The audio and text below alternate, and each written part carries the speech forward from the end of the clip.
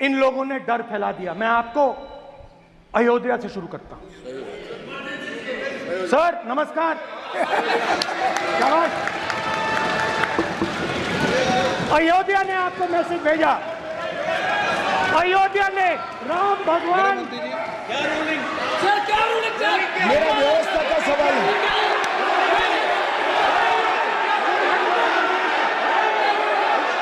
इस सदन के नियमों की पुस्तिका, इससे कुछ सदस्यों को क्या मुक्ति दे दी गई है? आपके गाइडेंस के बाद भी बार बार तस्वीर बताना, पूरे बीजेपी को हिंसा कर रही है ऐसे कहना, खड़े होकर एक दूसरे के बीच में हस्तधून करना, सारे नियम इनको लागू नहीं होते हैं। नियम मालूम नहीं है तो ट्यूशन रख ले साहब। सदन इस तरह से नहीं चल सकता है। ये सदन, मेरा आपसे आग्रह है कि ये सदन ऑर्डर में रहना चाहिए, नियमों के अनुसार रहना चाहिए। ये हम सभी सदस्यों का आपसे विनंती है। स्पीकर सर, एक मिनट प्लीज। माननीय सदस्यगण, आप ही किताब राम बताओ। भगवान की जन्मभूमि ने अपेक्षा करता हूं कि अपन इसके नियम प्रक्रिया चले। नो, सब चले। नो, आपने बताया था नियम। नो,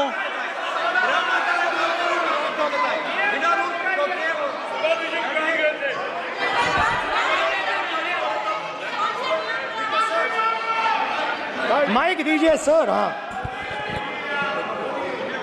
सर, मेरा सवाल है सर, इस माइक का कंट्रोलर किसके हाथ में? प्लीज बैठिए, बैठिए सर ये ऑफ प्लीज, माने बैठिए प्लीज। ये बार कई बार विषय उठ गई और बहुत गंभीर, और माननीय सदस्य, आप प्रतिपक्ष के नेता हैं, आप सदन के बाहर भी ये बात कहते हैं कि माइक बंद कर देते हैं। मैंने कई बार आग्रहपूर्वक किया कि आसन पर इस तरीके का आरोप नहीं लगाएं।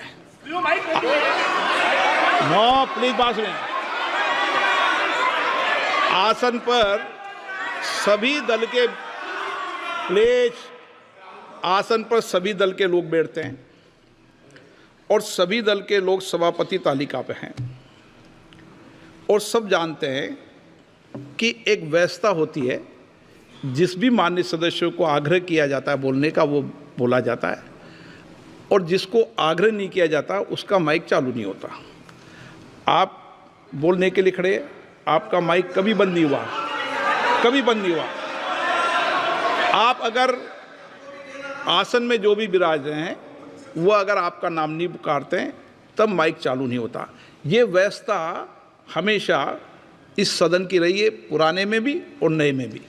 कभी आसन पे व्यक्ति पर माइक का कंट्रोल नहीं होता। दूसरा, माननीय प्रतिपक्ष के आप नेता हैं और आपसे ये अपेक्षा की जाती है कि आप लोकसभा की प्रक्रिया का, संचार नियम का पालन करें, संविधान की जो व्यवस्थाएं दे रखी है उसकी पालन करें, और सदन में बोलते समय किसी भी धर्म को के ऊपर ऐसा आक्षेप नहीं करें जिससे पूरे देश के अंदर विषय पैदा हो। ये आपसे अपेक्षा की जाती है। सर, मैं बिल्कुल आपकी रिस्पेक्ट करता हूं स्पीकर सर, मगर मेरे भाषण के बीच में सच्चाई ये है कि माइक ऑफ हो जाता है। मैं क्या करूं, हो जाता है वो। अब आपने देखा मैंने अयोध्या शब्द यूज किया और माइक ऑफ हो गया। नो, अरे ये प्रधानमंत्री मोदी जी के टाइम में आधा आधा कह आएगा क्या? तो अयोध्या ने राम भगवान की जन्मभूमि, प्लीज ब्रदर, राम भगवान की जन्मभूमि ने बीजेपी को मैसेज दिया और ये आपके सामने मैसेज बैठे हुए हैं। मैंने इनसे पूछा, कल कॉफी पी, इनसे मैंने पूछा बताइए मैंने पूछा कि बताइए ये हुआ क्या।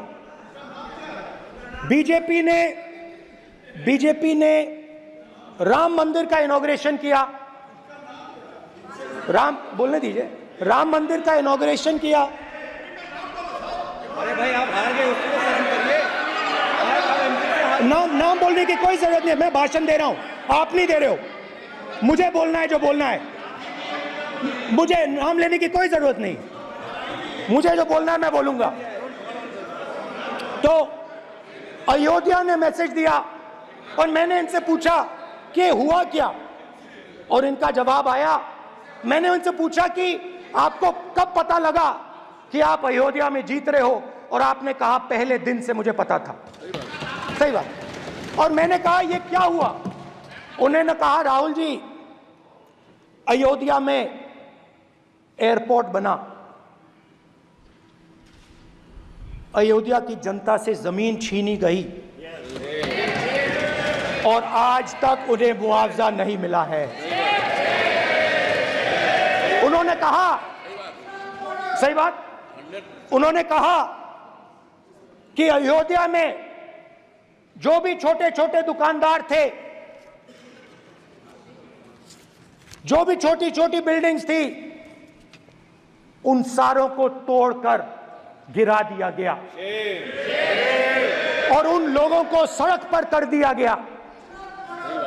इन्होंने यह भी कहा कि अयोध्या के इनॉग्रेशन में अयोध्या की जनता को बहुत दुख हुआ, क्योंकि इनॉग्रेशन में अदानी जी थे, अंबानी जी थे, मगर अयोध्या का कोई नहीं था।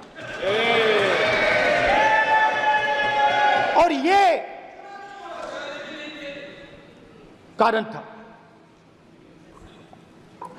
था कि अयोध्या की जनता में, उनके दिल में नरेंद्र मोदी जी ने भय डाल दिया। उनकी जमीन ले ली, उनके घर गिरा दिए, और फिर अयोध्या के गरीब लोगों को, किसानों को, मजदूरों को मंदिर के इनॉग्रेशन तक नहीं जाने दिया। मंदिर के इनॉग्रेशन छोड़ो, उसके बाहर भी नहीं जाने दिया। और इसीलिए अयोध्या की जनता ने सही मैसेज भेजा।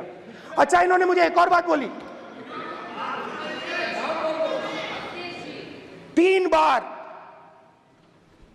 इन्होंने कहा कि 3 बार नरेंद्र मोदी ने टेस्ट किया, 2 बार क्या मैं अयोध्या से लड़ जाऊं,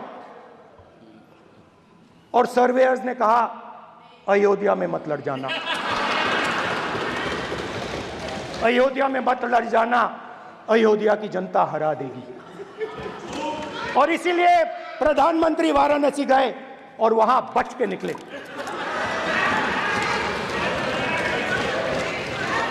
तो अयोध्या की जनता को डराया, पूरे देश को डरा दिया। मैं आपको बताता हूं, आज सुबह में आया, राजनाथ सिंह जी ने मुस्कुरा के मुझे नमस्ते की, और मोदी जी बैठे हैं, मुस्कुराहट नहीं, सीरियस, नमस्ते भी नहीं करते, कहीं मोदी जी ना देख लें, प्रॉब्लम हो जाएगी। वही कहानी गडकरी जी की है, सच्चाई है। अरे भाई, अयोध्या की जनता को छोड़ो, ये तो बीजेपी वालों को डराते हैं।